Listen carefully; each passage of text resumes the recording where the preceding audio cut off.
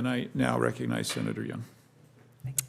Administrator Loeffler, it's really great to see you. It was good to see you in Indianapolis. Thanks so much for the visit recently. And I think it's appropriate, since we visited a manufacturing facility, that we're here to discuss the importance of our manufacturing leadership in this country. So thank you for your support, relatedly, for advancing the goals of my Small Business Technological Advancement Act. That will be important to many Hoosier businesses and manufacturing enterprises. I'm especially grateful that its intent has been incorporated into your updated standard operating procedures. Effective June 1st of this year, 7A loan recipients will now be able to use their proceeds for critical modernization efforts, digital tools, software, payroll, et cetera. This is a significant step forward for small businesses who are seeking to stay competitive in this rapidly evolving technological landscape. It touches directly on manufacturing, which is what we're here to discuss today. Let me pivot a bit, if I can, to SBIR mills. It's something you're familiar with.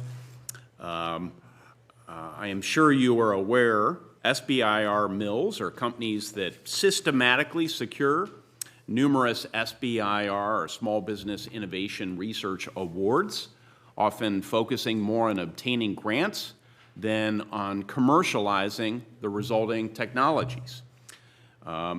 SBIR program is designed to support small businesses in developing innovative technologies that can make them more productive and allow them to pay their workers more, so that we can continue to have an ecosystem of good jobs in this country, which I know is President Trump's and this broader administration's objective. What impact do SBIR mills have on legitimate small businesses trying to enter the program, Administrator? Senator, thank you for the question, and also thank you for your leadership on the technology enhancements that you helped us make available in the 7A loan program, because I think we know that small business benefits when they can have workflow automation and efficiencies, and so I appreciate your leadership on that. Specifically with regard to small business innovation research mills, more broadly, just thinking in the context of a year where we will be reauthorizing the SBIR program, hopefully. And this is an important program that provides the development of critical technologies, particularly in the areas of defense and healthcare and other areas.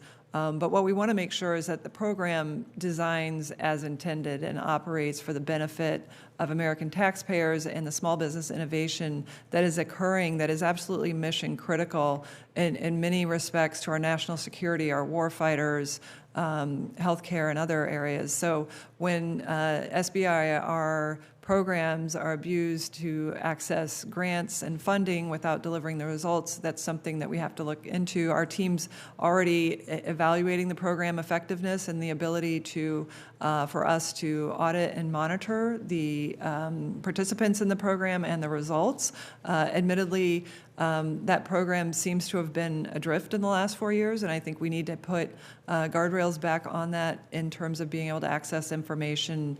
And we will continue to share information with your office as we learn more about the program to protect it for the intended recipients and results. Well, I do hope that you stay in touch with our office in particular, but more broadly the committee. I know there's a lot of support on this committee. The chair is certainly very supportive of making sure that our legitimate small businesses, those that create things of value for people, aren't just in operation to extract money from the taxpayer, to ensure that they can be as innovative as possible. And so I intend to offer some concrete solutions, and if they're informed by your excellent team's work, that would be fantastic. Will you work with me on that?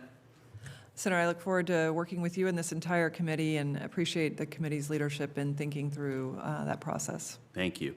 I guess the last thing I would ask as my time runs down here, Administrator, just pivoting to cybersecurity, something very important to me as a member now of the Intelligence Committee. How does the SBA assess and prioritize cybersecurity risks?